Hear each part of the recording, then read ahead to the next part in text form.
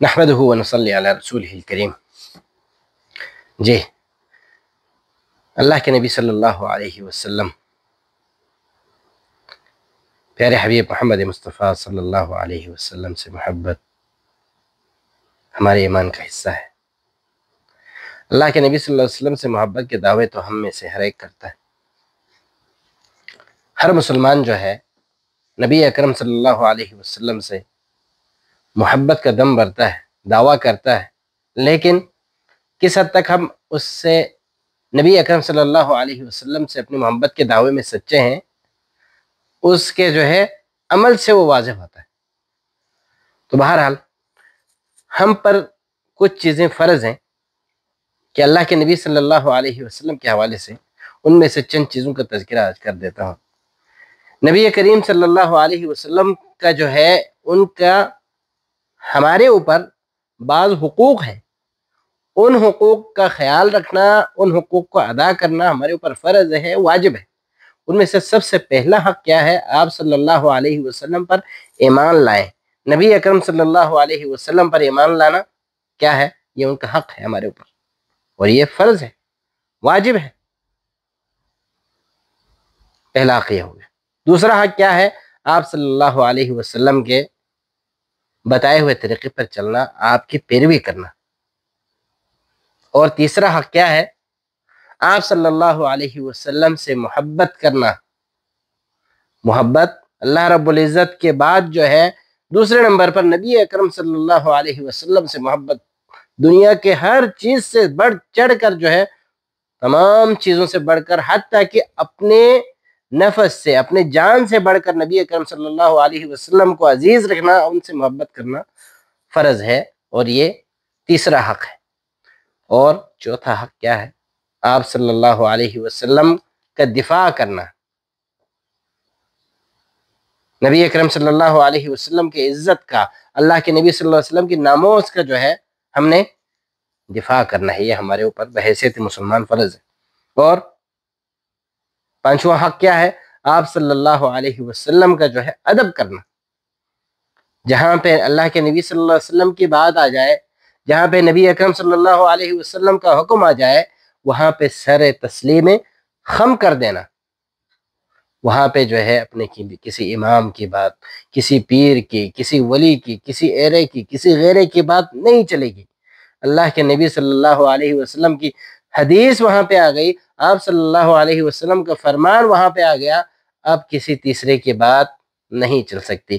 قرآن و سنت کے مقابلے میں ایک مسلمان کے لیے حرام ہے کہ وہ قرآن و سنت کے مقابلے میں کسی دوسرے کی بات پہ جو ہے وہ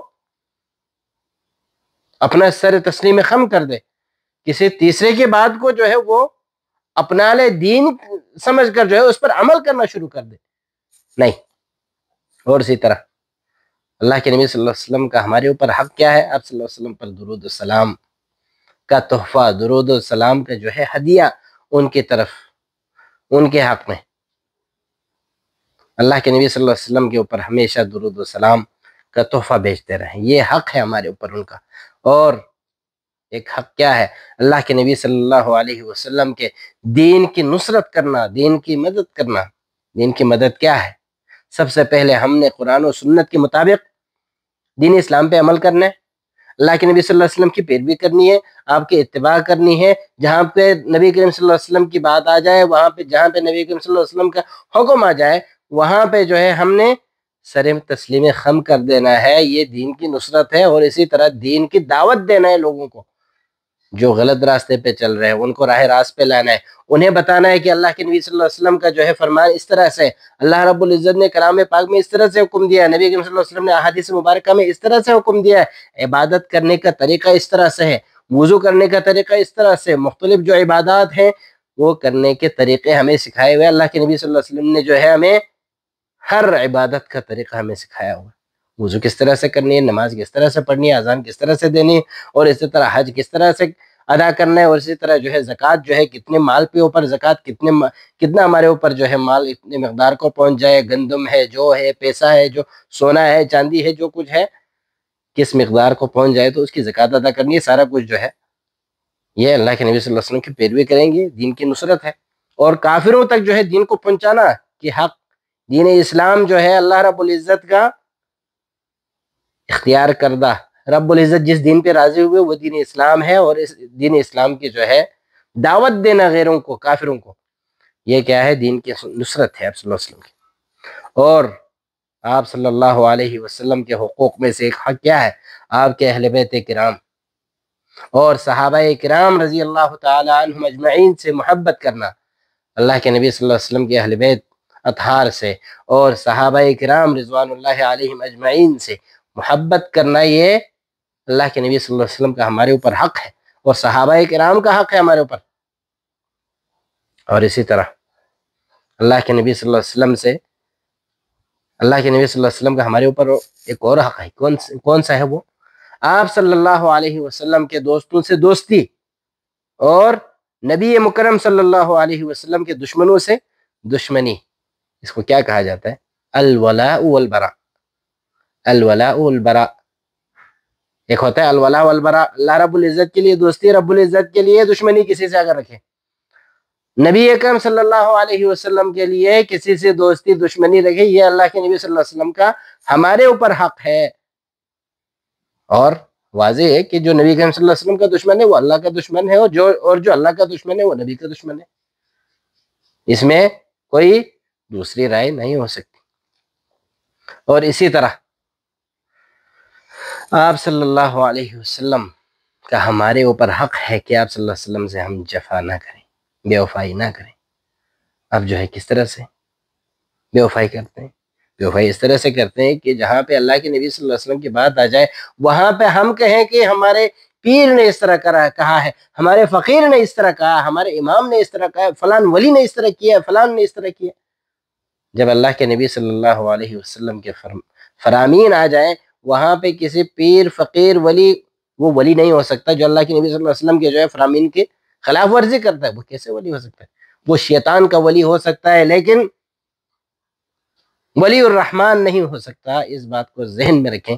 اللہ کے نبی صلی اللہ علیہ وسلم کے جو ہے ہمارے اوپر حقوق ہیں، ان حقوق کا خیال رکھیں، ان حقوق کی پاسداری کریں۔ اللہ رب العزت سے دعا ہے کہ، اور آگے کہتے ہیں کہ ہوش و گوش رکھنے والوں، اے بصیرت اور بصارت رکھنے والوں، اور اے عقل و خرد سے کام لینے والوں، ذرا غور کرو، وہ ایمان جو آپ صلی اللہ علیہ وسلم کی اطاعت نہ سکھائے کس کام کا؟ آپ کا ایمان ہی قابل نہیں۔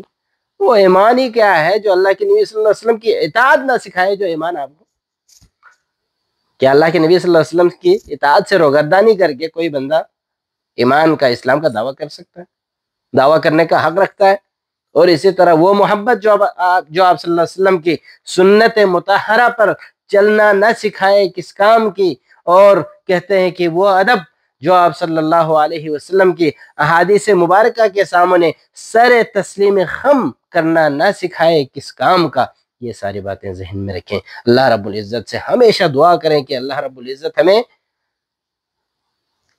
رب العزت سے اور اس کے حبیب سے، حبیب کبریا محمد مصطفیٰ علیہ السلام سے حقیقی معنوں میں محبت کرنے کی ہمیں توفیق عطا فرمائے، ان کی پیروی کرنے کی، ان کی اتباع کرنے کی، ان کے راستے پر، ان کے بتائے ہوئے طریقے پر ہمیں چلنے کی، ان کے بتائے ہوئے راستے پر جو ہے ہمیں گامزن رہنے کی اللہ رب العزت ہمیں توفیق عطا فرمائے۔ وآخر دعوانا الحمدللہ رب العالمین۔